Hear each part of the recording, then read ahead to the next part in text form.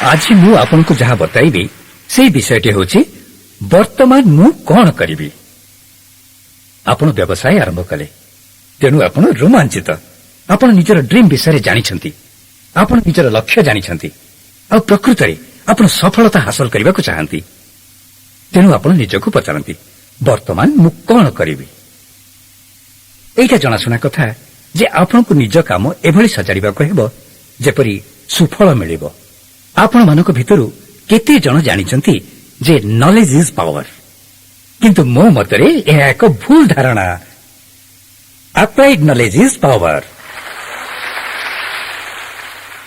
ଅନେକ ଲୋକଙ୍କର ଜ୍ଞାନ ଅଛି, କିନ୍ତୁ ସେମାନେ ଜ୍ଞାନ ଥାଇ ସୁଦ୍ଧା କିଛି କରୁନାହାନ୍ତି।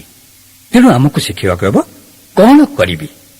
ମୋ ଅନୁସାରେ ଜ୍ଞାନର ସମୟୋଚିତ ଉପଯୋଗ ଦ୍ୱାରା ସୁଫଳ ମିଳିଥାଏ।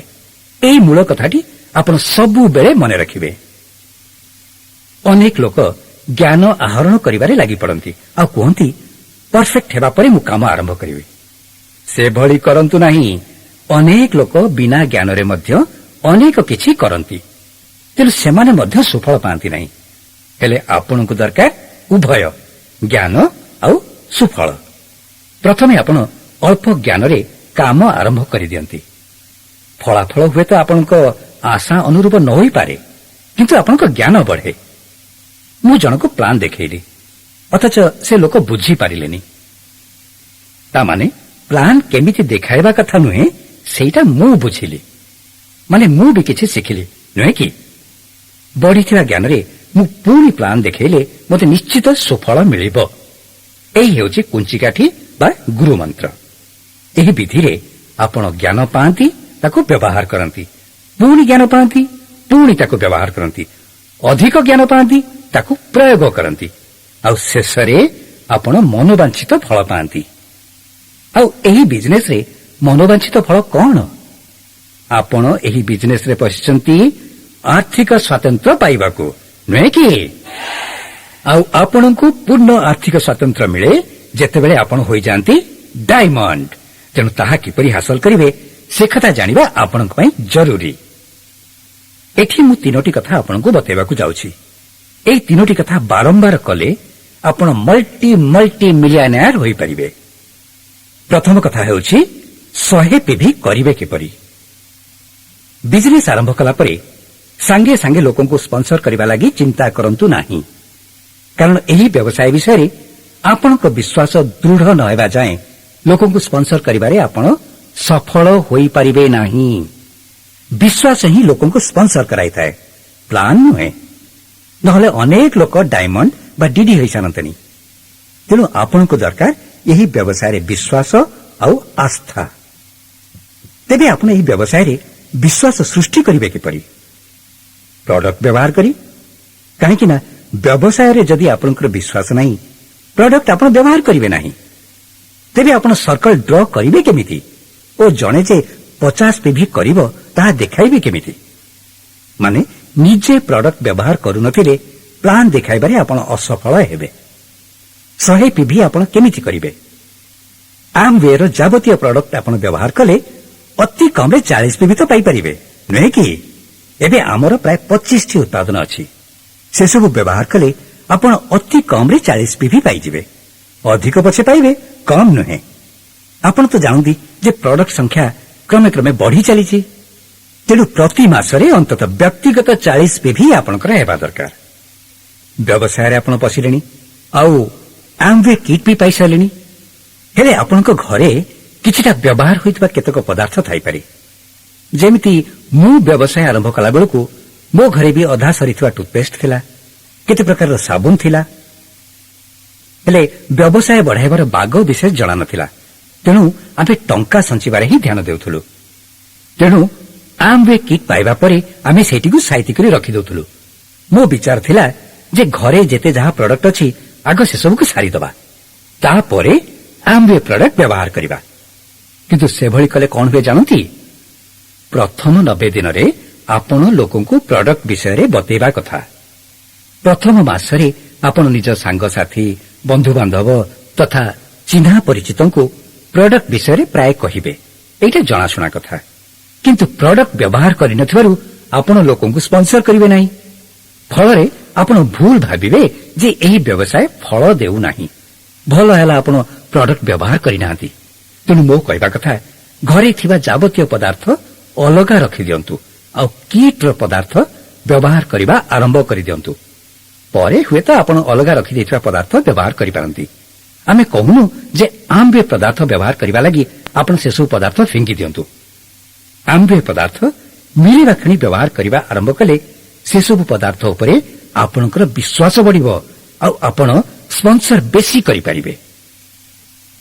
ତେଣିକି ବାକି 60 ପିଭି ଆପଣ ରିଟେଲିଂ ଦ୍ୱାରା ହାସଲ କରିପାରିବେ। ବ୍ୟବସାୟକୁ ସନ୍ତୁଳିତ କରିବାକୁ ହେଲେ ଆପଣଙ୍କୁ ଉଭୟ କାମ କରିବାକୁ ହେବ। ଆପଣ ହୁଏତ ଭାବୁଥିବେ ଯେ ରିଟେଲିଂ କରିବା ମାନେ ଘର ଘର ବୁଲି ବିକିବାକୁ ହେବ। ନାହିଁ, ଆପଣ ଲୋକଙ୍କୁ ବ୍ୟବସାୟ ବିଷୟରେ ବୁଝେଇବେ, ବତେଇବେ। ସେମାନଙ୍କ ଭିତରୁ କେତେଜଣ ଏହି ବ୍ୟବସାୟରେ ପଶିବାକୁ ଆଗ୍ରହୀ ହେବେ, ଆଉ କେତେଜଣ ହୁଏତ ହେବେ ନାହିଁ। ଯେଉଁମାନେ ବ୍ୟବସାୟ କରିବାକୁ ଆଗ୍ରହୀ ହେବେ ନାହିଁ ତାଙ୍କୁ ଆପଣ ଗ୍ରାହକ କରନ୍ତୁ। ଦେଖନ୍ତୁ, ପ୍ରଡକ୍ଟ ବ୍ୟବହାର କରୁଥିଲେ ଆପଣ ଏତେ ପ୍ରଭାବିତ ହୋଇଥିବେ ଯେ ଅନ୍ୟମାନଙ୍କୁ ବତାଇବାକୁ ଅଥୟ ହେବେ। ଉଦାହରଣ ରୂପେ, ଭଲ ଫିଲ୍ମଟିଏ ଦେଖିଲେ ଆପଣ ତା ବିଷୟରେ ଅନ୍ୟମାନଙ୍କୁ ବତାଇବାକୁ ଉତ୍କଣ୍ଠିତ ହୁଅନ୍ତିଟିଏ? ନିଶ୍ଚୟ ହେଉଥିବେ, କାହିଁକି ନା ସେଇଠି ଆପଣଙ୍କୁ ଭଲ ଲାଗିଲା। ସେହିପରି ରେସ୍ତୋରାଁକୁ ଯାଇଛନ୍ତି, ଆପଣଙ୍କୁ ଭଲ ଲାଗିଲା, ତା ବିଷୟରେ ଅନ୍ୟମାନଙ୍କୁ ବତାନ୍ତି କି ନାହିଁ? ଆମ୍ବେ ଉତ୍ପାଦନ କଥା ମଧ୍ୟ ଠିକ୍ ସେହିପରି। ଆପଣ ଗ୍ଲିଷ୍ଟର ବ୍ୟବହାର କରୁଥିଲେ ତା ବିଷୟରେ କହି କହି ଥକିବେ ନାହିଁ। ଏଠି ତ ମୁଁ କେବଳ ଗୋଟିଏ ପ୍ରଡକ୍ଟର ଉଦାହରଣ ଦେଉଛି। ଆପଣମାନଙ୍କ ଭିତରୁ କେହି କେହି ଭାବିପାରନ୍ତି ଯେ ଓହ, ଭାରି ଦାମିକା, ହେଲେ ଆପଣ ଏଯାଏଁ ସେ ପ୍ରଡକ୍ଟ ବ୍ୟବହାର କରିନାହାନ୍ତି। ଆମ୍ବେ ପ୍ରଡକ୍ଟ ବ୍ୟବହାର କଲେ ଜାଣିପାରିବେ ଯେ ଇଏ ବାସ୍ତବରେ ଦାମିକା ନୁହେଁ, କାରଣ ଆପଣ କନସେନ୍ଟ୍ରେଟେଡ୍ ଅର୍ଥାତ୍ ସାନ୍ଦ୍ର ପଦାର୍ଥ ପାଇଁ ଦାମ ଦେଉଛନ୍ତି।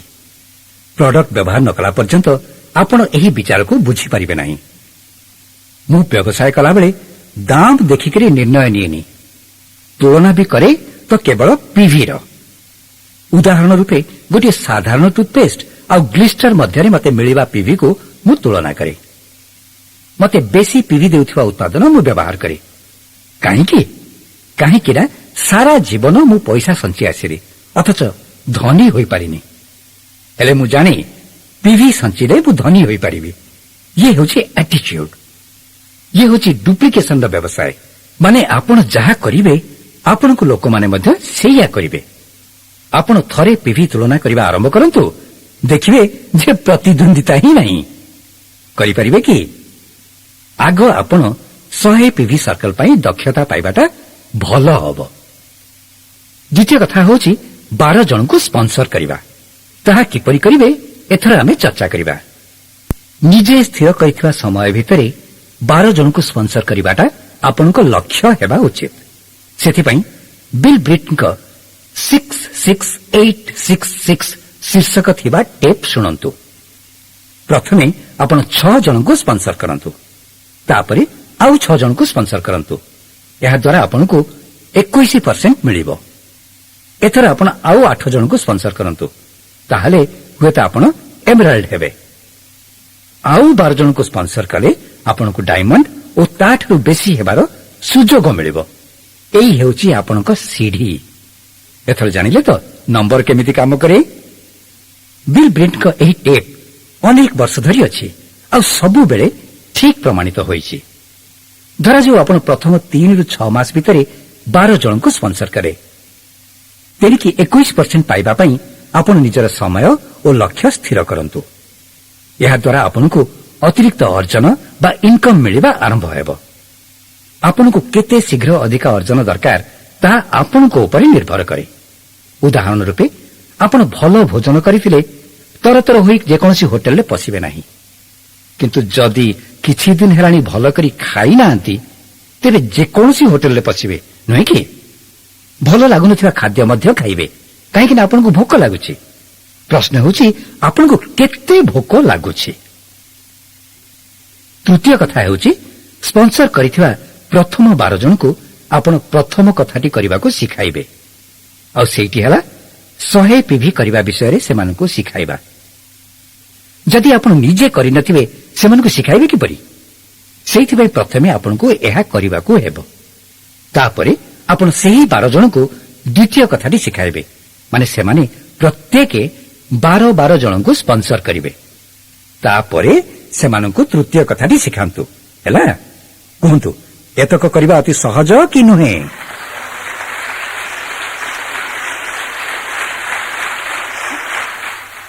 ଆପଣ କୋଟିପତି କେମିତି ହେବେ ସେ କଥା ମୁଁ ବତାଇଲି।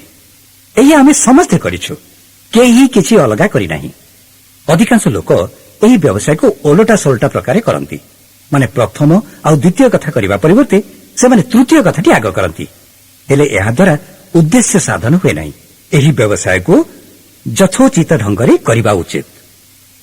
ଏଥର ଆମେ ଶିଖିବା ଲୋକଙ୍କୁ ସ୍ପନ୍ସର କରିବା କିପରି। ତାହା ଆମେ 4ଟି ସୋପାନରେ କରିପାରିବା। 1. ଲୋକଙ୍କ ନାଁର ତାଲିକା ତିଆରି କରନ୍ତୁ। 2. ଜଣକ ପରେ ଜଣକୁ ଫୋନ କରନ୍ତୁ ସେମାନଙ୍କୁ ଡାକିବା ପାଇଁ। 3. ପ୍ଲାନ୍ ଦେଖାନ୍ତୁ। ଆଉ 4. ସେମାନଙ୍କ ପଛରେ ଲାଗନ୍ତୁ, ସେମାନଙ୍କୁ ପ୍ରେରଣା ଦିଅନ୍ତୁ ଆଉ ସେମାନେ କାମ ଆରମ୍ଭ କରିବାଟା ନିଶ୍ଚିତ କରନ୍ତୁ। 12 ଜଣଙ୍କୁ ସ୍ପନ୍ସର କରିବା ପର୍ଯ୍ୟନ୍ତ ଆପଣ ଏହି 4ଟି ସୋପାନ ନିୟମିତ ରୂପେ କରିବା ଦରକାର। ଏଥର ଶୁଣନ୍ତୁ, ପ୍ରଥମ ସୋପାନ ସବୁଠୁ ଗୁରୁତ୍ୱପୂର୍ଣ୍ଣ। ଆପଣ କହିପାରନ୍ତି, ମୁଁ ସମସ୍ତଙ୍କୁ ଜାଣେ। ବ୍ୟବସାୟ ଆରମ୍ଭ କଲାବେଳେ ଜଣେ ସାଧାରଣତଃ ଏଇଆ କହିଥାଏ ଯେ ଯାହାକୁ ସମ୍ପର୍କ କରିବା କଥା ମୁଁ ସେ ସମସ୍ତଙ୍କୁ ଜାଣିଛି, ତାଲିକା ତିଆରି କରିବା ଦରକାର ନାହିଁ। ଏଭଳି ସ୍ଥିତିରେ ଆପଣ କେତୋଟି ମହତ୍ୱପୂର୍ଣ୍ଣ ନାମକୁ ଭୁଲି ଯାଆନ୍ତି, ସମ୍ପର୍କ କରିପାରନ୍ତି ନାହିଁ।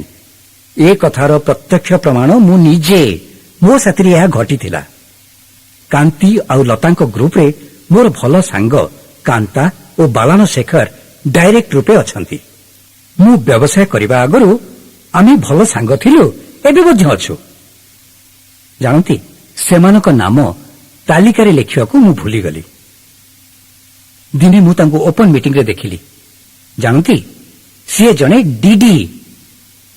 ଭାବିପାରୁଛନ୍ତି ମୁଁ କେତେ ଟଙ୍କା ହରାଉଛି? ତାଙ୍କୁ ଦେଖିଲେ ମୁଁ ନିଜକୁ ଦୋଷ ଦିଏ, ନିଜକୁ ଚାପୁଡା ମାରେ। କାରଣ ସାମାନ୍ୟ ଅବହେଳା ଯୋଗୁଁ ମୁଁ ବହୁତ ଟଙ୍କା ଲସ୍ କରୁଛି। ଆପଣ କହିପାରନ୍ତି, କୁଲିନ୍, ଓପନ ମିଟିଂରେ ତାଙ୍କୁ ଦେଖିଲା ପରେ ତାଙ୍କୁ ତମ ଗ୍ରୁପକୁ ଟାଣି ଆଣିଲନି କାହିଁକି? ଏଭଳି କରିବା ଅନୁଚିତ। ଦେଖନ୍ତୁ, ଅଦୃଷ୍ଟର ବିଧାନ ହେଉଛି ଅନ୍ୟକୁ ଆପଣ ଯାହା କରିବେ ତାର 10 ଗୁଣା ଆପଣ ପାଇବେ। ଏହି କଥାଟି ମନରେ ବାନ୍ଧିକରି ରଖନ୍ତୁ। ମୋର ଗୋଟିଏ ସରଳ ନିୟମ ଅଛି। ପ୍ରତିଥର ମୁଁ କିଛି କରିବାକୁ ଗଲାବେଳେ ପ୍ରଥମେ ନିଜକୁ ପଚାରେ, ଅନ୍ୟମାନେ ବି ମୋ ସହିତ ଏଭଳି ବ୍ୟବହାର କରନ୍ତୁ ବୋଲି ମୁଁ ଚାହେଁ କି? ଆଉ ତାପରେ କରିବାକୁ ଥିଲେ ମୁଁ ସେହି କାମଟି କରେ। ଅନ୍ୟ ଲୋକଙ୍କ କଥା ଉଠିଲେ ଏଇଟା ସହଜ ଜଣାପଡ଼େ। ଆମେ ଜାଣୁ କେହି ଚୋରି କରିବା ଉଚିତ ନୁହେଁ, କେହି ମିଛ କହିବା ଉଚିତ ନୁହେଁ, ଜଣେ ଅନ୍ୟ ଜଣଙ୍କର ପ୍ରସ୍ପେକ୍ଟ ଛଡ଼ାଇ ନେବା ଉଚିତ ନୁହେଁ। ସତ କଥା ନା? ହେଲେ ନିଜ ଉପରେ ପଡ଼ିଲେ କଥାଟା ବଦଳିଯାଏ। ଏଇଠି ମୋର ଗୋଟିଏ ଛୋଟ ଜୋକ୍ ମନେ ପଡୁଛି। ଚାକରାଣୀ ବିଷୟରେ ସ୍ୱାମୀ ସ୍ତ୍ରୀଙ୍କ ଭିତରେ ଯୁକ୍ତିତର୍କ ଚାଲିଥିଲା। ସ୍ତ୍ରୀ କହିଲେ ତାକୁ କାମରୁ ବାହାର କରିଦେବା। ସ୍ୱାମୀ କହିଲେ, କଣ ହେଇଛି? ସେ ତ ଭଲ କାମ କରୁଛି ଆଉ ତାର ବ୍ୟବହାର ବି ଭଲ। ସ୍ତ୍ରୀ କହିଲେ, ନାହିଁ, ସେ ଟାୱେଲ ଚୋରି କରୁଛି। ସ୍ୱାମୀ ପଚାରିଲେ, କୋଉ ଟାୱେଲ ମ? ସ୍ତ୍ରୀଙ୍କ ଉତ୍ତର ଥିଲା, ଆମେ ଯୋଉ ହୋଟେଲରେ ରହିଥିଲେ ସେଠୁ ଯୋଉ ଟାୱେଲ ନେଇ ଆସିଥିଲେ ନା, ସେଇ ଟାୱେଲରୁ। ମୋର କହିବା କଥା, ଆପଣ ନିଜେ କଲାବେଳେ ଜାଣନ୍ତି ନାହିଁ ଯେ କଣ କରୁଛନ୍ତି। ତେଣୁ ବୁଝି ବିଚାରି କାମ କରିବା ସମସ୍ତଙ୍କ ପାଇଁ ମଙ୍ଗଳକାରକ। ଆପଣ ତାଲିକା କରନ୍ତୁ ଆଉ ଯାହାକୁ ବି ଜାଣନ୍ତି ତାଙ୍କ ନାମ ସେଥିରେ ଲେଖନ୍ତୁ। ତାଲିକା କରିବା ପଛରେ ଥିବା ଉଦ୍ଦେଶ୍ୟ ବି ବୁଝି ନିଅନ୍ତୁ। ସ୍ପନ୍ସର କରିବା ଉଦ୍ଦେଶ୍ୟରେ ତାଲିକା କରୁନାହାନ୍ତି। ମୁଁ ତ କହିବି ଆପଣଙ୍କ ଶତ୍ରୁଙ୍କ ନାମ ମଧ୍ୟ ଲେଖନ୍ତୁ। ପରେ ସେହି ନାଁ କାଟିଲା ବେଳେ ଆପଣଙ୍କୁ ଭଲ ଲାଗିବ, କାହିଁକି ନା ନିଜ ଶତ୍ରୁକୁ ଆପଣ ମଲ୍ଟି ମିଲିୟନର ହେବାର ସୁଯୋଗରୁ ଦୂରେଇ ରଖିଲେ। ନାମ ତକ ଲେଖିଦେଲା ପରେ ଲଞ୍ଚିଂ ୟୋର ଫ୍ୟୁଚର ନାମକ ଏହି ପୁସ୍ତକଟି ଉପଯୋଗ କରନ୍ତୁ। ଏଥିରେ ତାଲିକା ତିଆରି କରିବା ବିଷୟରେ ପୁରା ଗୋଟିଏ ଅଧ୍ୟାୟ ଅଛି। ନିଜ ତାଲିକାରେ ନାମ ଲେଖିବା ବେଳେ ନାମରେ ସାମ୍ୟ, ଉଦାହରଣ ରୂପେ ରମେଶ, ମହେଶ, ଏଇଭଳି କ୍ରମରେ ନାମ ଲେଖିପାରନ୍ତି। ତାପରେ ସେମାନଙ୍କ ପେସା ବିଷୟରେ ବିଚାର କରନ୍ତୁ। ଡାକ୍ତର, ଇଞ୍ଜିନିୟର, ଆକାଉଣ୍ଟାଣ୍ଟ ଓ ଅନ୍ୟ ଯେତେ ସବୁ ପେସାରେ ଅଛନ୍ତି, ମାନେ ନାମ ସାମ୍ୟ ପରେ ପେସା ସାମ୍ୟ ଆପଣଙ୍କୁ ତାଲିକା ତିଆରି କରିବାରେ ସାହାଯ୍ୟ କରିବ। ନାମ ତାଲିକା ତିଆରି କରିବାରେ ଆପଣ ଯେତେ ବେଶୀ ମୁଣ୍ଡ ଖେଳାଇବେ ସେତେ ଶୀଘ୍ର 12 ଜଣଙ୍କୁ ସ୍ପନ୍ସର କରିପାରିବେ। ତାପରେ ସେମାନଙ୍କୁ ସମ୍ପର୍କ କରିବା ବିଷୟରେ ଭାବନ୍ତୁ। ହୁଏତ କେତେ ଜଣଙ୍କୁ ଆପଣ ସମ୍ପର୍କ କରିପାରିବେ ନାହିଁ। ଏତକ କାମ ଆପଣଙ୍କୁ କରିବାକୁ ହିଁ ହେବ, ଯାହା ଆପଣଙ୍କୁ ଶୀଘ୍ର ଶୀଘ୍ର ସ୍ପନ୍ସର କରିବାର ସୁଯୋଗ ଆଣିଦେବ ଆଉ ସୁଫଳ ବି ଦେବ। ଏହି ତାଲିକାକୁ ଆପଣ 3ଟି ବର୍ଗରେ ବିଭକ୍ତ କରନ୍ତୁ। 1. ପ୍ରଥମେ ଆପଣ ସ୍ଥାନୀୟ ଲୋକଙ୍କୁ ସମ୍ପର୍କ କରିବେ, ମାନେ ସନ୍ଧ୍ୟାବେଳେ ଅଳ୍ପ ସମୟ ଭିତରେ ଯାଇ ଯାହାକୁ ଦେଖା କରିପାରିବେ, ପ୍ଲାନ୍ ଦେଖାଇପାରିବେ ଆଉ ଘରକୁ ଫେରି ଆସିପାରିବେ। 2ରେ ଦ୍ୱିତୀୟ ବର୍ଗ ହେଉଛି ଦୂର ବନ୍ଧୁ ସବୁ। ଏମାନେ ଦୂରରେ ଥିବାରୁ ଆପଣଙ୍କୁ ବସ୍, ଟ୍ରେନ୍ ବା ପ୍ଲେନ୍ରେ ଯାଇ ସେମାନଙ୍କୁ ଦେଖା କରିବାକୁ ହୁଏ। 3ରେ ତୃତୀୟ ବର୍ଗ ହେଉଛି ଅନ୍ତରାଷ୍ଟ୍ରୀୟ।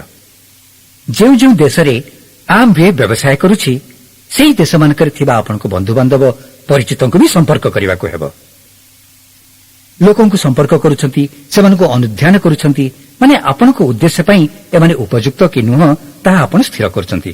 ମୁଁ ଲୋକଙ୍କୁ 2ଟି ବର୍ଗରେ ରଖେ, ମହତ୍ୱାକାଂକ୍ଷୀ ଓ ଅଣମହତ୍ୱାକାଂକ୍ଷୀ।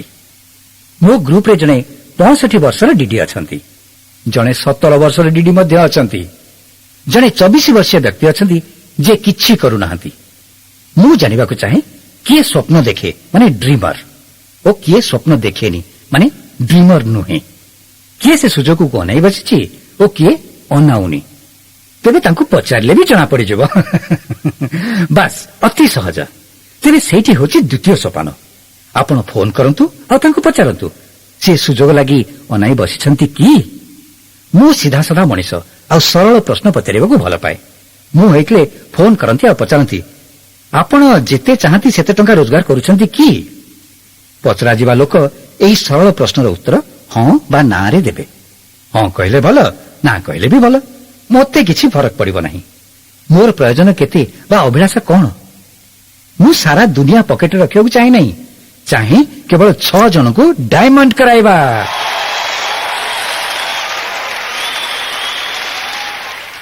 ନୂଆ ଲୋକଙ୍କୁ ସ୍ପନ୍ସର କଲାବେଳେ ମୁଁ ତାଙ୍କୁ ପଚାରେ, ଆପଣଙ୍କର ବିଶ୍ୱାସ ଅଛି କି ଯେ ମୋ ସାହାଯ୍ୟରେ ଆମେ ଆପଣଙ୍କ ପାଇଁ 6 ଜଣ ଲୋକ ପାଇପାରିବା ଯିଏ ଜୀବନ ସୁଧାରିବାକୁ ଆଗ୍ରହୀ ଥିବେ? ଏଭଳି ବିଶ୍ୱାସ ଯଦି ଆପଣଙ୍କର ଅଛି, ଆପଣ ଡାଇମଣ୍ଡ ହେବେ। ମୋ ସାଥିରେ ରୁହନ୍ତୁ। ବାସ୍ ଏତିକି। ଏଇ ଆଟିଚ୍ୟୁଡ ଆସିଗଲେ ଆପଣ ଲୋକଙ୍କୁ କନଭିନ୍ସ କରାଇବାକୁ ଚେଷ୍ଟା କରିବେ ନାହିଁ, ଲୋକଙ୍କ ପଛରେ ଦୌଡ଼ିବେ ନାହିଁ। ସେସବୁ ଆପଣଙ୍କୁ କରିବାକୁ ହେବ ନାହିଁ। ମୁଁ ଏହି ବ୍ୟବସାୟର ଗୁମର ଆପଣଙ୍କୁ ବତଉଛି। ଦେଖିବାକୁ ଆଗ୍ରହୀ ଥିବା ଲୋକଙ୍କୁ ହିଁ ଏହି ପ୍ଲାନ୍ ଦେଖାନ୍ତୁ। ଜାଣିପାରିଲେ?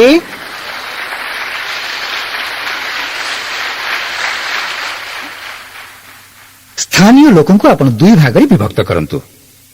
1. ଆପଣଙ୍କ ଘନିଷ୍ଠ ସାଙ୍ଗ ଓ ବନ୍ଧୁବାନ୍ଧବ। 2. ପରିଚିତ। ଘନିଷ୍ଠ ସାଙ୍ଗ ଓ ବନ୍ଧୁବାନ୍ଧବଙ୍କୁ ଆପଣଙ୍କ କହିବା ଢଙ୍ଗ ଓ ପରିଚିତଙ୍କୁ କହିବା ଢଙ୍ଗ ନିଶ୍ଚିତ ରୂପେ ଅଲଗା ହେବ। ଲଞ୍ଚିଂ ୟୋର ଫ୍ୟୁଚରରେ କହିବାର ଢଙ୍ଗ ବତାଯାଇଛି। ଆପଣଙ୍କୁ ଯେଉଁଠି ଭଲ ଲାଗିବ ସେଇଠି ନିଅନ୍ତୁ, କିନ୍ତୁ ସ୍ଥାନୀୟ ଘନିଷ୍ଠ ସାଙ୍ଗଙ୍କ ସାଙ୍ଗରେ କଥାବାର୍ତ୍ତା କରିବା ପାଇଁ କୌଣସି ରେଫରେନ୍ସ ମିଳିବ ନାହିଁ। ସେମାନଙ୍କ ସାଙ୍ଗେ ଆପଣ ଯେମିତି କଥାବାର୍ତ୍ତା କରନ୍ତି ସେମିତି କଥା ହୁଅନ୍ତୁ। ମୋତେ ବାଜେ ପ୍ରଶ୍ନ ପଚାର ନାହିଁ। ଘନିଷ୍ଠ ସାଙ୍ଗମାନଙ୍କୁ ମୁଁ କହିଥାଏ, ପ୍ଲାନ୍ ଦେଖାଇବାକୁ ଆପଣ ହୋମ୍ ମିଟିଂ କରିପାରନ୍ତି ବା ସେହି ବ୍ୟକ୍ତିଙ୍କୁ ଓପନ୍ ମିଟିଂକୁ ଡାକିପାରନ୍ତି, ନতুବା ଆପଣ ପରସ୍ପର କଥାବାର୍ତ୍ତା ହୋଇପାରନ୍ତି, କିମ୍ବା ଆପଣ ଓଭରଭ୍ୟୁ ଦେବା ପାଇଁ ତାଙ୍କୁ ଗୋଟିଏ ଟେପ୍ ଶୁଣିବାକୁ ଦେଇପାରନ୍ତି ଆଉ କହିପାରନ୍ତି ଯେ ଟେପ୍ ଶୁଣିବା ପରେ ଯଦି ଚାହଁ ତେବେ ଆମେ କଥା ହେବା। ପ୍ଲାନ୍ ଦେଖାଇବାର ବିଭିନ୍ନ ପ୍ରକାର ଅଛି। ଧରନ୍ତୁ ମୁଁ ହୋମ୍ ମିଟିଂ ଆରେଞ୍ଜ କଲି ଆଉ କାନ୍ତି ଆସିବେ ଆଉ ପ୍ଲାନ୍ ଦେଖାଇବେ। ସେଥିପାଇଁ ମୁଁ କାନ୍ତା ଆଉ ବାଲା ଦୁହିଁଙ୍କୁ ଫୋନ କରିବି ଆଉ କହିବି, ତମକୁ ଯେତେ ଦରକାର ସେତେ ଟଙ୍କା ତମେ ଅର୍ଜନ କରୁଛ କି? ଅଧିକାଂଶ ସାଙ୍ଗ ଆଉ ବନ୍ଧୁବାନ୍ଧବଙ୍କୁ ଆପଣ ଅନ୍ତରଙ୍ଗ ଭାବରେ କଥାବାର୍ତ୍ତା କରିପାରିବେ, କାରଣ ଆପଣ ସେମାନଙ୍କ ଆବଶ୍ୟକତା ଓ ଅଭିଳାଷା ଜାଣନ୍ତି। ଯେପରିକି ଆପଣ ଜାଣନ୍ତି ସେମାନଙ୍କର କାର୍ ନାହିଁ, ସେମାନେ କାର୍ଟିଏ ଲୋଡୁଛନ୍ତି। ତେଣୁ ମୁଁ କହିବି ତମେ ସବୁବେଳେ କାର୍ଟିଏ କିଣିବାକୁ ଚାହିଁଛ, ସେଇଠି ପାଇବାର ଉପାୟ ମୁଁ ତମକୁ ବତେଇବି। ଯଦି ସେମାନେ ପଚାରିବେ ତମେ କଣ କହିବାକୁ ଚାହୁଁଛ, ମୁଁ କହିବି ମତେ ବାଜେ ପ୍ରଶ୍ନ ପଚାରନି, ରବିବାର ସନ୍ଧ୍ୟାବେଳେ ଏଠାକୁ ଆସ ହେଲା। ଏଇଭଳି ଭାବେ ମୁଁ ମୋ ସାଙ୍ଗମାନଙ୍କୁ ଡାକିଥାଏ। ଯଦି ମୁଁ ସେମାନଙ୍କୁ ଓପନ ମିଟିଂକୁ ଡାକିବାକୁ ଚାହୁଁଥାଏ ତେବେ କୁହେ ଆସନ୍ତା ବୁଧବାର ରାତିରେ କଣ କରୁଛ, ଆସ ତମେ ପୁରା କାର୍ ନେବାକୁ ଚାହଁ, ତାର ବାଟ ମୁଁ ବତେଇଦେବି। ଯଦି ସେ କହିବେ ତମେ କଣ କହିବାକୁ ଚାହଁ, କଣ ଆମ୍ୱେ ବିଷୟରେ କି, ମୁଁ କହିବି ମୁଁ ତମକୁ କହିଥିଲି ନା ମୋତେ ବାଜେ ପ୍ରଶ୍ନ ପଚାରିବ ନାହିଁ, ତମେ ଆସ। ଓକେ, ଏଇଭଳି କଥାବାର୍ତ୍ତା କରିବା ଦ୍ୱାରା ମୁଁ ଜଣେଇ ଦେବାକୁ ଚାହେଁ ଯେ ସାଙ୍ଗସାଥୀଙ୍କ ସହିତ ଆପଣ ଖୋଲା ଖୋଲି କଥାବାର୍ତ୍ତା ହେଇପାରିବେ। ଏହି ବ୍ୟବସାୟରେ ନୂଆ କରି ଆପଣ ପ୍ରବେଶ କରିଥିଲେ ହୁଏତ କହିପାରନ୍ତି ଯେ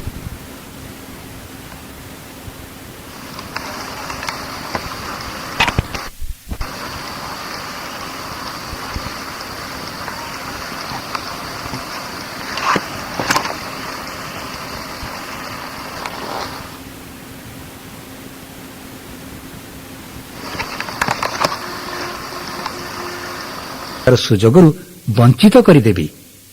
ଆପଣ ଆହୁରି 6 ଜଣଙ୍କୁ ଖୋଜିବାକୁ ଯାଉଛନ୍ତି, ଫଳରେ ଆପଣ ଡାଇମଣ୍ଡ ହୋଇପାରିବେ। କିନ୍ତୁ ଭୁଲ ମାର୍ଗ ବ୍ୟବହାର କରିବା ଦ୍ୱାରା ଆପଣ ନିଜ ସାଙ୍ଗ ପ୍ରତି ଅନ୍ୟାୟ କରୁଛନ୍ତି। ସେମାନେ ସାରା ଜୀବନ ଏହି ସୁଯୋଗରୁ ବଞ୍ଚିତ ରହିଯିବେ। ଆପଣଙ୍କୁ ଏହା ସବୁବେଳେ ବ୍ୟଥିତ କରାଇବ। ମୋର କେତେକ ସାଙ୍ଗ ଅଛନ୍ତି ଯାହାଙ୍କ ସାଙ୍ଗରେ ମୁଁ ଭୁଲ ଭାବରେ କଥାବାର୍ତ୍ତା କରିଥିବାରୁ ସେମାନେ ଆଜି ଯାଏଁ ପ୍ଲାନ୍ ଦେଖିନାହାନ୍ତି। ତେଣୁ ମୋ କଥା ମାନନ୍ତୁ, ମୋ ଭଳି ଭୁଲ କରନ୍ତୁ ନାହିଁ। ଶୀଘ୍ର ଆମର ଏଠାରେ ବି ଫ୍ଲିପଚାର୍ଟ ମିଳିବାକୁ ଲାଗିବ, ୟୁନାଇଟେଡ୍ ଷ୍ଟେଟ୍ସ ଭଳି। ଫଳରେ ପ୍ଲାନ୍ ଦେଖାଇବା ଆପଣଙ୍କ ପାଇଁ ସୁବିଧାଜନକ ହୋଇଯିବ। ଏହି ଚାର୍ଟ ସୁନ୍ଦର ଭାବେ ବନ୍ଧେଇ ହୋଇ ଆସିଥାଏ। ପୃଷ୍ଠା ଓଲଟାଇଲେ ପ୍ଲାନ୍ ଦେଖାଇବା ହେଲା। ଆପଣ ପଢ଼ିପାରୁନଥିଲେ ପୃଷ୍ଠା ଓଲଟାଇ ଚାଲନ୍ତୁ, ଆଉ ପ୍ଲାନ୍ ଦେଖୁଥିବା ବ୍ୟକ୍ତି ନିଜେ ପଢ଼ିପାରିବେ। କୁହନ୍ତୁ କେତେ ସହଜ। ସେଇଠି ବ୍ୟବହାର କରିବାକୁ ମୁଁ ଆପଣଙ୍କୁ ପରାମର୍ଶ ଦେଉଛି। ଯେତେ ବେଶୀ ସଂଖ୍ୟାରେ ପ୍ଲାନ୍ ଦେଖାଇବେ ସେତେ ଶୀଘ୍ର ଆପଣଙ୍କ ବ୍ୟବସାୟ ବଢ଼ି ଚାଲିବ। ନିଜ ବ୍ୟକ୍ତିଗତ ପ୍ଲାନ୍ ନ ଦେଖାଇବା ପର୍ଯ୍ୟନ୍ତ ଆପଣ ନିଜେ ଏହି ବ୍ୟବସାୟ କରିନାହାନ୍ତି ବୋଲି ଜାଣିବେ। ମାନେ ପ୍ରତିଥର ଏହି ପ୍ଲାନ୍ ଦେଖାଇବାର ଅର୍ଥ ହେଉଛି ଆପଣ ନିଜ ମନକୁ ଡିଡି ହେବା ପାଇଁ ପ୍ରସ୍ତୁତ କରୁଛନ୍ତି। ପ୍ଲାନ୍ ଦେଖିଥିବା ବ୍ୟକ୍ତି ବ୍ୟବସାୟ କରୁଛନ୍ତି କି ନାହିଁ ସେଇଟା ମହତ୍ତ୍ୱ ରଖେ ନାହିଁ, କିନ୍ତୁ ଆପଣଙ୍କ ସଂକଳ୍ପ ଆହୁରି ଦୃଢ଼ ହୁଏ। ଖାସ୍ ଏହି କାରଣରୁ ଆପଣ ପ୍ରତିଦିନ ଏହି ପ୍ଲାନ୍ ଦେଖାଇବା ଦରକାର। ଗତ 7 ଦିନ ଧରି ମୁଁ ଭାରତରେ ଅଛି, ଆଉ 8 ଜଣଙ୍କୁ ପ୍ଲାନ୍ ଦେଖାଇ ସାରିଲିଣି। ପ୍ଲାନ୍ ନ ଦେଖାଇଲେ ମୋତେ ଦିନଟା ଖାଲି ଖାଲି ଲାଗେ। ତେଣୁ ପ୍ଲାନ୍ ଦେଖାଇବା ଶିଖନ୍ତୁ। ସେଥିପାଇଁ ଗୋଟେ ବୋର୍ଡ ଆଉ ଇଜେଲ ଆଣନ୍ତୁ, ପ୍ରାକ୍ଟିସ କରନ୍ତୁ। ଜଣେ ହଠାତ୍ ନିଜ କାମରେ ପାରଙ୍ଗମ ହୋଇପାରେନି, ସଠିକ ହୋଇପାରେନି। ମୁଁ ବି ଏପର୍ଯ୍ୟନ୍ତ ପରଫେକ୍ଟ ହୋଇପାରି ନାହିଁ। ଆପଣ ଜାଣନ୍ତି ଭଲ ପ୍ଲାନ୍ର ଅର୍ଥ କଣ? ସେହି ପ୍ଲାନ୍ ଯାହା ଲୋକଙ୍କୁ ସ୍ପନ୍ସର କରାଇପାରେ। ସ୍ୱପ୍ନ ଦେଖୁଥିବା ଲୋକଙ୍କୁ ଆପଣ ଖରାପ ପ୍ଲାନ୍ ଦେଖାଇ ପାରିବେ ନାହିଁ। ସେହିପରି ସ୍ୱପ୍ନ ଦେଖୁନଥିବା ଲୋକଙ୍କୁ ଆପଣ ଭଲ ପ୍ଲାନ୍ ଦେଖାଇ ପାରିବେ ନାହିଁ। ତେଣୁ ସେ ବିଷୟରେ ଚିନ୍ତା କରନ୍ତୁ ନାହିଁ, ପ୍ଲାନ୍ ଦେଖାନ୍ତୁ। ଆଚ୍ଛା, ଏମିତି କରନ୍ତୁ, ଏଭଳି ଜଣେ ପରିଚିତ ପାଖକୁ ଯାଆନ୍ତୁ ଯିଏ ଆପଣଙ୍କ ପ୍ରତ୍ୟେକ କଥାର ବିରୋଧ କରନ୍ତି। ତାଙ୍କୁ ପ୍ଲାନ୍ ଦେଖାନ୍ତୁ। ଆପଣ ଜାଣନ୍ତି ସେ ନାହିଁ କହିବେ। ଶେଷରେ ତାଙ୍କୁ କୁହନ୍ତୁ, ମୁଁ ଜାଣିଥିଲି ତମେ ଏହି ପ୍ଲାନ୍କୁ ସ୍ୱୀକାର କରିବ ନାହିଁ। ମୁଁ ତ କେବଳ ଦେଖାଇବାର ଆଉ କହିବାର ପ୍ରାକ୍ଟିସ କରୁଥିଲି। ସୁତରାଂ ଅଯଥାରେ ଚିନ୍ତିତ ନ ହୋଇ ଆଗକୁ ବଢନ୍ତୁ। ଲୋକଙ୍କୁ ପ୍ଲାନ୍ ଦେଖାଇବା ଜାରି ରଖନ୍ତୁ। କଣ ପାରିବେ ତ? ବହୁତ ବଢିଆ। ପ୍ଲାନ୍ ଦେଖାଇବା ବେଳେ 5ଟି ସୋପାନ ପାଳନ କରିବା ଦରକାର।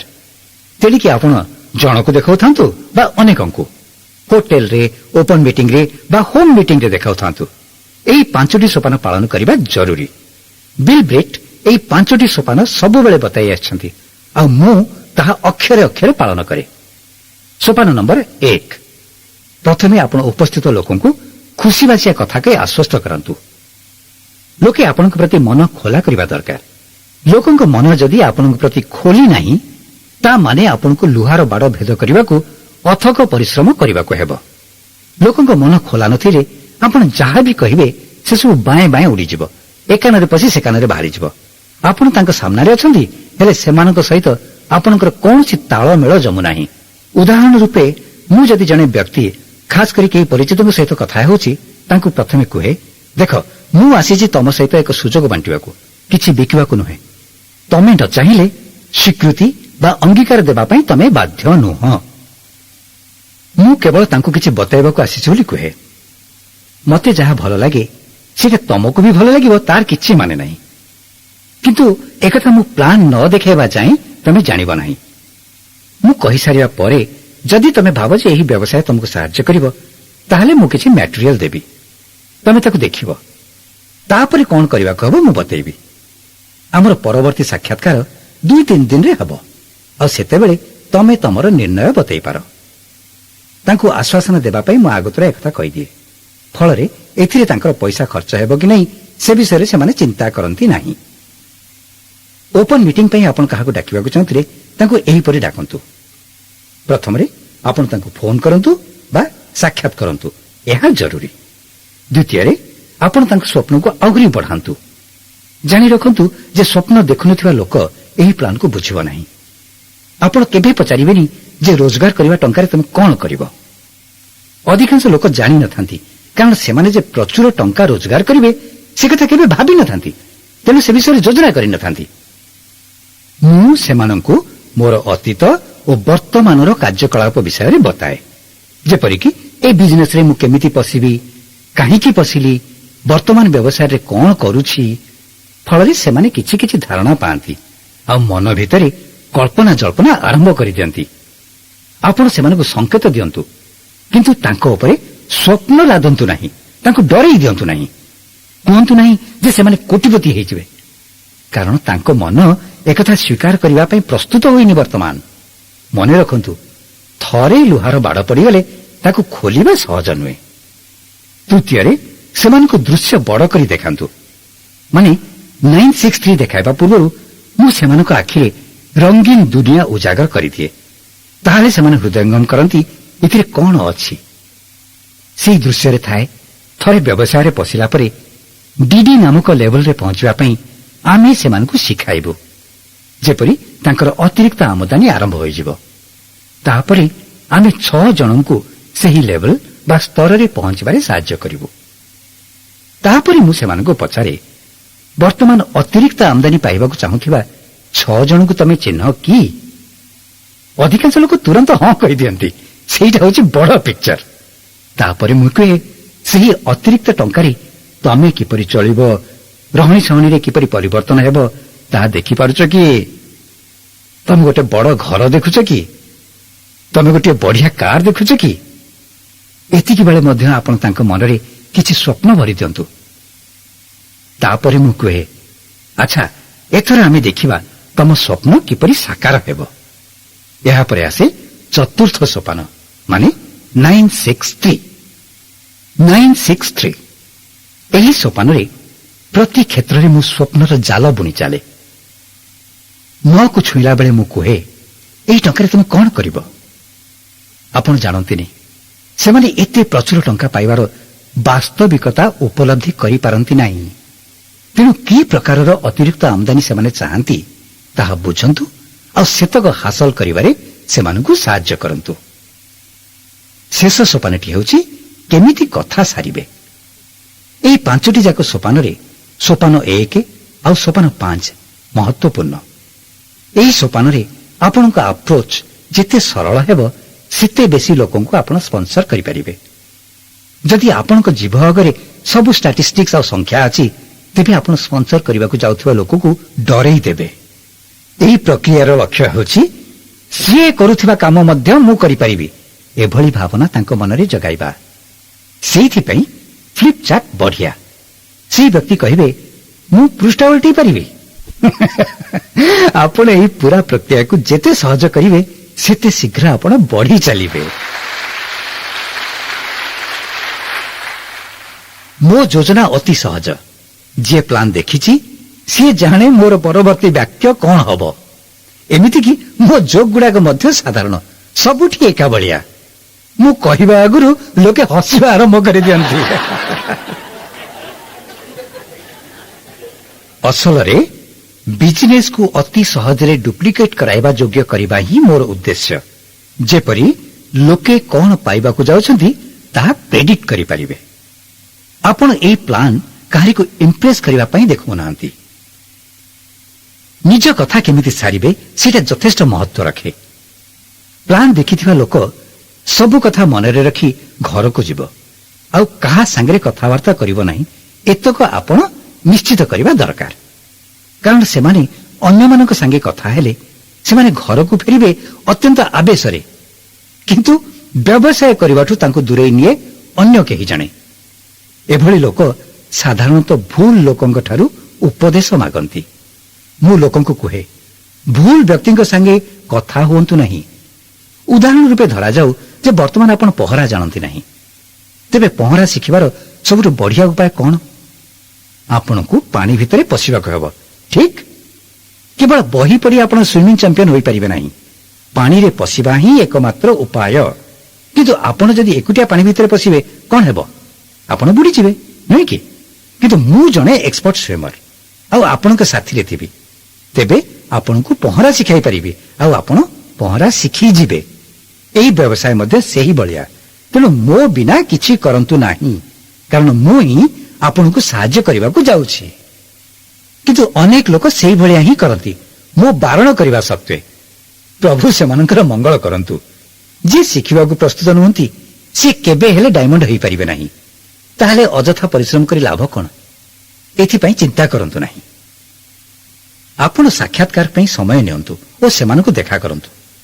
ଫଲୋ ଅପ୍ ଆପଏଣ୍ଟମେଣ୍ଟ ପାଇଁ ବି ସମୟ ସ୍ଥିର କରି ସେମାନଙ୍କୁ ଦେଖା କରନ୍ତୁ। ମୁଁ ସାଧାରଣତଃ ଲୋକଙ୍କୁ ପଚାରେ, ଆପଣଙ୍କୁ ମିଳିବା ଅଧିକା ଟଙ୍କା ଆପଣ କିପରି ବ୍ୟବହାର କରିବେ? ମୁଁ ବତାଇବି କି? ସେମାନେ ହଁ କହିଲେ ମୁଁ ସେମାନଙ୍କୁ LAWS ଲସ୍ ବିଷୟରେ ବତାଏ। ଏଲ୍ କହିଲେ ବୁଝାଏ ଲିସନ୍ ଆଣ୍ଡ ଲର୍ନ, ମାନେ ଶୁଣନ୍ତୁ ଆଉ ଶିଖନ୍ତୁ। ମୁଁ କୁହେ, ଆପଣ ଶୁଣିବାକୁ ଓ ଶିଖିବାକୁ ପ୍ରସ୍ତୁତ ତ? ସେହି ବ୍ୟକ୍ତି ହଁ କହିଲେ ମୁଁ ତାଙ୍କୁ A ମାନେ ଆସୋସିଏଟ୍ ବିଷୟରେ କୁହେ। ମୁଁ କୁହେ, ଜୀବନରେ ସଫଳ ହେବା ପାଇଁ ଆପଣଙ୍କୁ ସଫଳ ବ୍ୟକ୍ତିମାନଙ୍କ ସହିତ ମିଶିବାକୁ ହେବ, ଯିଏ ଆପଣଙ୍କ କ୍ଷେତ୍ରରେ ସଫଳତା ହାସଲ କରିଛନ୍ତି, ବିଜୟ ବାନା ଉଡ଼ାଇଛନ୍ତି। ଆପଣ କୋଟିପତି ହେବାକୁ ଚାହୁଁଥିଲେ ଖଡ଼ା ନାସ୍ତି ଦିବାକର ପରି ଲୋକ ସାଙ୍ଗରେ ରହି କୋଟିପତି ହୋଇପାରିବେ କି? ଫେରେ ମୁଁ କୁହେ, ସର୍ଦ୍ଦି ଭୋଗିବାର ସବୁଠୁ ସହଜ ଉପାୟ କ'ଣ? ଯାହାକୁ ସର୍ଦ୍ଦି ହେଇଛି ତାହାରି ସାଙ୍ଗରେ ରହିଲେ ଆପଣଙ୍କୁ ବି ସର୍ଦ୍ଦି ହେଇଯିବ, ନୁହେଁ କି? ସେହିପରି କୋଟିପତି ହେବାକୁ ହେଲେ ଆପଣଙ୍କୁ କୋଟିପତିମାନଙ୍କ ସହିତ ମିଳାମିଶା କରିବାକୁ ହେବ। କିନ୍ତୁ ସମସ୍ୟା ହେଉଛି କୋଟିପତିମାନେ ଆପଣଙ୍କ ସହିତ ମିଳାମିଶା କରିବାକୁ ଚାହିଁ ନ ପାରନ୍ତି, କାରଣ ସେମାନେ ସର୍ଦ୍ଦି ଭୋଗିବାକୁ ଚାହାନ୍ତି ନାହିଁ। ଏଭଳି ସ୍ଥିତି ପାଇଁ ଆମେ ଆଣିଛୁ ସବୁଠୁ ବଢ଼ିଆ ସମାଧାନ। ଆପଣ ବିଲ୍ ବ୍ରିଟ୍, କାନ୍ତିଗାଲା, କୁମାର, ମଣିପାଲ ଏମାନଙ୍କ ସହିତ ସମ୍ପୃକ୍ତ ରହିପାରିବେ। ସେମାନଙ୍କ ଅଜାଣତରେ କ୍ୟାସେଟ୍ ଟେପ୍ ମାଧ୍ୟମରେ। ଏଇଠି ହେଉଛି କାନ୍ତି ଓ ଲତା ଗାଲାଙ୍କର ଗୋଟିଏ କ୍ୟାସେଟ୍ ଟେପ୍। ଏଇଠି ଆପଣ ନିଜ କାର୍ ଟେପ୍ ରେକର୍ଡରରେ ଲଗାନ୍ତୁ ଆଉ ତାଙ୍କ ସହିତ 1 ଘଣ୍ଟା ବିତାନ୍ତୁ। ମଜାର କଥା, ସେମାନେ ଭୁଲରେ ସୁଦ୍ଧା ଏକଥା ଜାଣିପାରିବେ ନାହିଁ। ଏତକ କଲା ପରେ ଆପଣ ତାଙ୍କ ଲେଭେଲକୁ ଉଠିବେ ଆଉ ସେମାନଙ୍କ ସହିତ ସବୁରି ଆଗରେ ମିଳାମିଶା କରିପାରିବେ। ଆପଣଙ୍କ ସହିତ ମିଳାମିଶା କରିବାରେ ସେମାନଙ୍କୁ ବି ଭଲ ଲାଗିବ।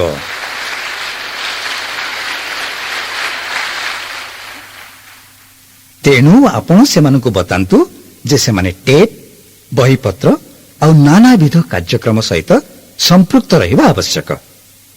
ଆପଣ ସେମାନଙ୍କୁ ଫ୍ରି ଏଣ୍ଟରପ୍ରାଇଜ କନଭେନସନ ବା FEC ପରି ମେଗା ଫଙ୍କସନ ବିଷୟରେ ବତାନ୍ତୁ ଆଉ ତାର ଲାଭ ମଧ୍ୟ ବତାନ୍ତୁ।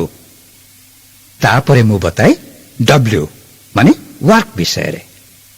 ମୁଁ କୁହେ, ମୁଁ ଏଇଲେ ଯାହା ବତାଇଲି ସେ ସବୁ କରିବାକୁ ଆପଣ ପ୍ରସ୍ତୁତ କି? ଆପଣ 8ଟି କୋର୍ ଷ୍ଟେପ୍ କରିବାକୁ ରେଡି ତ?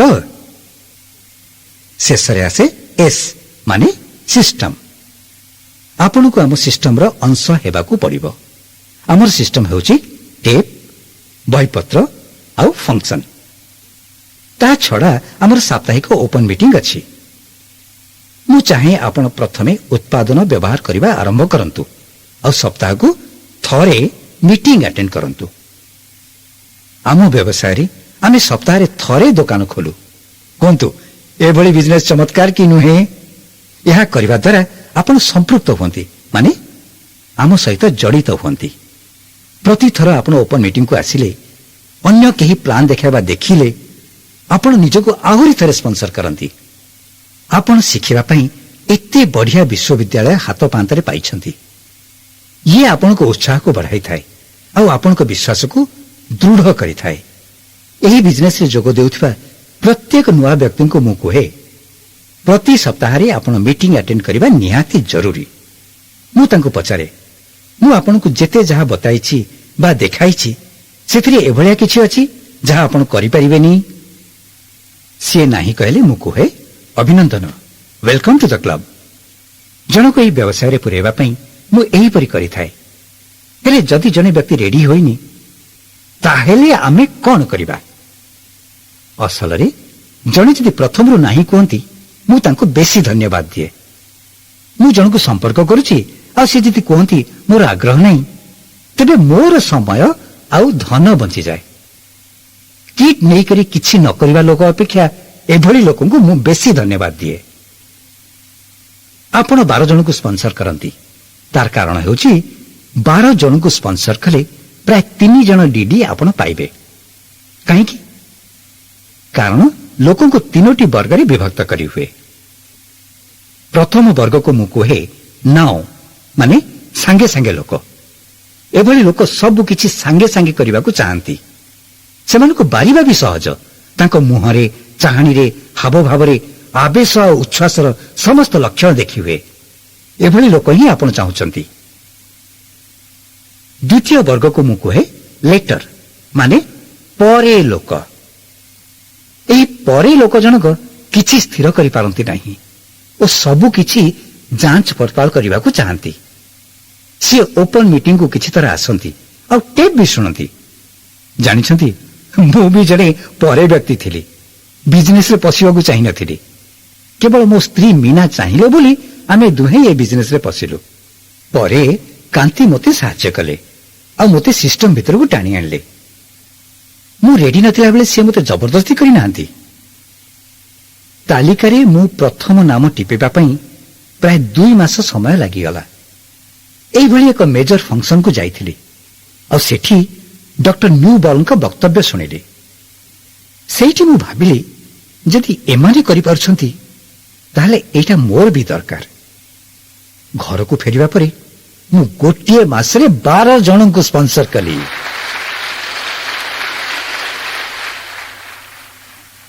ମୋ କହିବା କଥା, ମୁଁ ବି ଜଣେ ଲେଟର ବ୍ୟକ୍ତି ଥିଲି, ଯିଏ ଆଜି 9 ବ୍ୟକ୍ତି ହୋଇପାରିଛି। ତୃତୀୟ ବର୍ଗକୁ ମୁଁ କୁହେ ନେଭର, ମାନେ କେବେ ନୁହେଁ ଶ୍ରେଣୀର ଲୋକ। ସେମାନେ ଆସନ୍ତି, ଭାଗ ନିଅନ୍ତି। ଆପଣ ଭାବିବେ ଏଭଳି ଲୋକ କାହିଁକି ଆସୁଛନ୍ତି? କାରଣ ସେମାନେ କାହାକୁ ନାହିଁ କହିପାରନ୍ତିନି। ମୋର ବି କେତେ ଜଣ ଥିଲେ ଯିଏ ମନେ ମନେ ଭାବିଥିଲେ, ସାଙ୍ଗକୁ ମନା କେମିତି କରିବା, ତାକୁ ଖରାପ ଲାଗିପାରେ, ଗଲେ ଯିବ କିଛି ଟଙ୍କା ଆଉ। ଏଭଳି ବ୍ୟକ୍ତି ଯୋଗ ଦେବା ପରେ କିନ୍ତୁ ଉଭାନ ହେଇଯାଆନ୍ତି। ସେମାନଙ୍କ ଭିତରୁ କେତେଜଣ ନିଜ ଫୋନ ନମ୍ବର ବି ବଦଳେଇ ଦିଅନ୍ତି। ଏମାନେ ହେଲେ ନେଭର ଶ୍ରେଣୀର ଲୋକ। ହୁଏତ ଆପଣଙ୍କୁ ମିଳିବା ପ୍ରଥମ 6 ଜଣ କେବେ ନୁହେଁ ବ୍ୟକ୍ତି ହେଇପାରନ୍ତି। ସେଇଥିପାଇଁ ଜରୁରୀ ହେଉଛି ଆପଣ ସ୍ପନ୍ସର କରିବା ପ୍ରଥମ 12 ଜଣ ସାଙ୍ଗେ ସାଙ୍ଗେ ବ୍ୟକ୍ତି ହୋଇଥିବା ଦରକାର। ମାନେ ସ୍ପନ୍ସର କରିଚାଲନ୍ତୁ ସେଭଳି ବ୍ୟକ୍ତି ମିଳିବା ପର୍ଯ୍ୟନ୍ତ। ପ୍ରଥମ 12 ଜଣରେ ହୁଏତ ଆପଣ 3 ଜଣ ପାଇବେ। ତାପର 8 ଜଣଙ୍କ ଭିତରୁ ହୁଏତ ଆଉ 3 ଜଣ ଡିଡି ମିଳିବେ। କିନ୍ତୁ ତାପର 12 ଜଣ ଭିତରୁ ହୁଏତ 6 ଜଣ ଡିଡି ମିଳିବେ। କାହିଁକି? କାରଣ ସେତେବେଳକୁ ଆପଣଙ୍କ ବିଶ୍ୱାସ ଅଲଗା ଧରଣର ହୋଇଯାଇଥିବ। ଆପଣଙ୍କ କ୍ରେଡିବିଲିଟି ବଦଳି ଯାଇଥିବ। ଆଜି ମୁଁ ଯାହାକୁ ପ୍ଲାନ୍ ଦେଖାଉଛି ସେ ବିଜନେସରେ ପଶୁଛି। କାରଣ ମୁଁ ଏହି ବିଜନେସରେ ଡାଇମଣ୍ଡ ହେଇସାରିଛି ଆଉ ମୋର ବିଶ୍ୱାସ ବଦଳିଛି, ବଳବତ୍ତର ହୋଇଛି। ପ୍ରଥମେ ମୁଁ ଯେମିତି କରୁଥିଲି ଆଉ ବର୍ତ୍ତମାନ ଯେମିତି କରୁଛି, ଉଭୟ ମଧ୍ୟରେ ଯଥେଷ୍ଟ ପାର୍ଥକ୍ୟ ଆସିଛି। ସେହିପରି ବ୍ୟବସାୟର ଅଲଗା ଅଲଗା ଚରଣରେ ଆପଣଙ୍କ ସ୍ପନ୍ସର କରିବା ବିଧି ବଦଳିବ, ଢଙ୍ଗ ବଦଳିବ। ହେଲେ ଏହି 12 ଜଣ ମିଳିଗଲା ପରେ ଆପଣ ଜଣେ ମଲ୍ଟି ମିଲିୟନାର ହେବେ। ଆପଣ କ୍ରାଉନ୍ ଆମ୍ବାସଡର ବି ହୋଇପାରିବେ। କିନ୍ତୁ କ'ଣ କଲେ ହେବେ? ଆପଣ 100 ପଏଣ୍ଟ କରନ୍ତୁ ଆଉ 12 ଜଣ ସାଙ୍ଗେ ସାଙ୍ଗେ ବ୍ୟକ୍ତିଙ୍କୁ ସ୍ପନ୍ସର କରନ୍ତୁ ଯିଏ ବିଜନେସ କରିବା ଲାଗି ଉତ୍ସୁକ ଥିବେ। ଆପଣଙ୍କୁ ଏଭଳି ଲୋକ ଦରକାର ଯିଏ କହୁଥିବେ ଯେ ଆପଣ ପ୍ଲାନ୍ ଦେଖାଇବା ଦିନ ମତେ ନିଦ ବି ହେଲାନି। ଆପଣମାନଙ୍କ ଭିତରୁ ସେଭଳି କେତେ ଜଣ ଅନୁଭବ କରିଛନ୍ତି? ଯିଏ ସେଭଳି ଅନୁଭବ କରିଛନ୍ତି ବା କରୁଛନ୍ତି ସିଏ ଡାଇମଣ୍ଡ ହେବାକୁ ଯାଉଛନ୍ତି।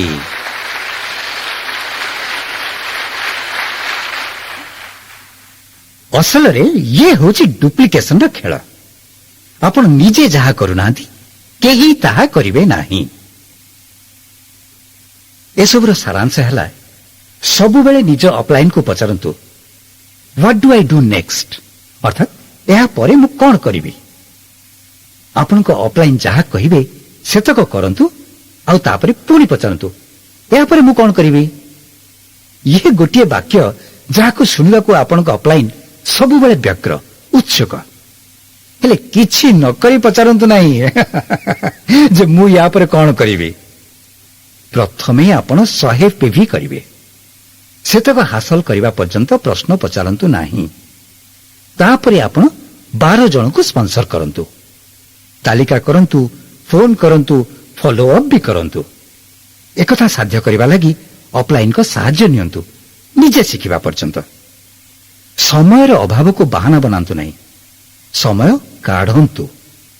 ସଫଳ ବ୍ୟକ୍ତି ସବୁବେଳେ ସବୁ କାମ ପାଇଁ ସମୟ କାଢିପାରନ୍ତି। ସଫଳ ବ୍ୟକ୍ତି ଆଉ ଅସଫଳ ବ୍ୟକ୍ତିଙ୍କ ମଧ୍ୟରେ ପାର୍ଥକ୍ୟ ହେଉଛି ଯେ ସଫଳ ବ୍ୟକ୍ତି ସେ ସମସ୍ତ କାମ କରିଥାନ୍ତି ଯାହା ଅସଫଳ ବ୍ୟକ୍ତି କରିବାକୁ ଭଲ ପାଆନ୍ତି ନାହିଁ।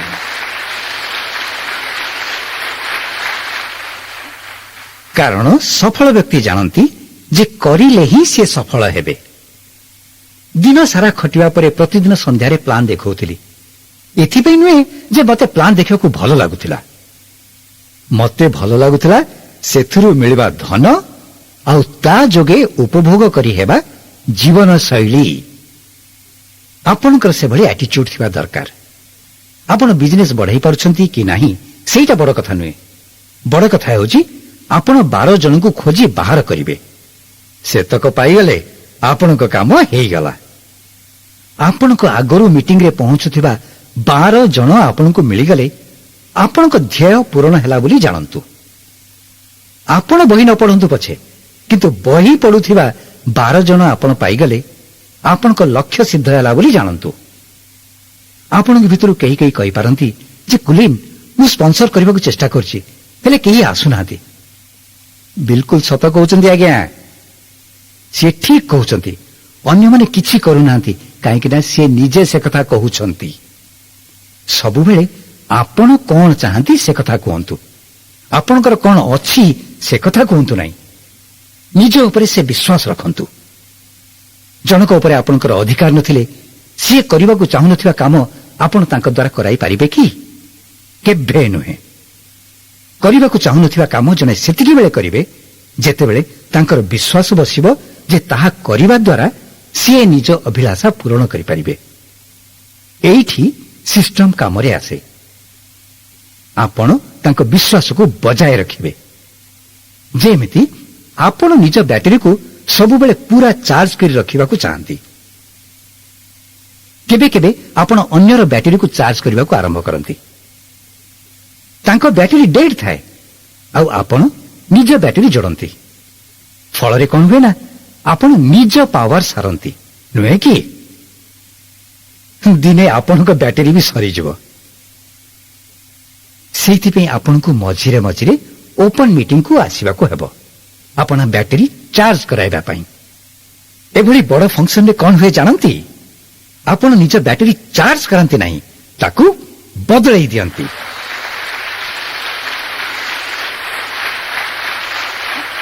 ଆଜି ଆପଣ ନୂଆ ବ୍ୟାଟେରୀ ପାଇଲେ କି?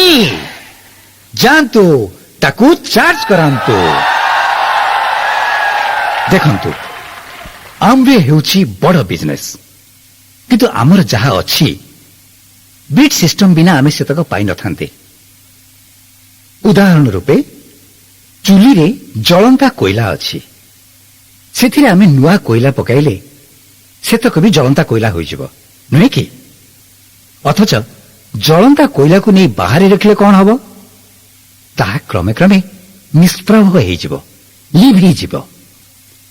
ସେହିପରି ଆପଣ ବି ନିଜର ଅଭିଳାଷାକୁ ପ୍ରଜ୍ୱଳିତ ରଖିବାକୁ ଚେଷ୍ଟା କରନ୍ତୁ। ନହେଲେ ଆପଣ ବି କ୍ରମେ କ୍ରମେ ତେଜହୀନ ହୋଇଯିବେ, ମଉଳି ଯିବେ।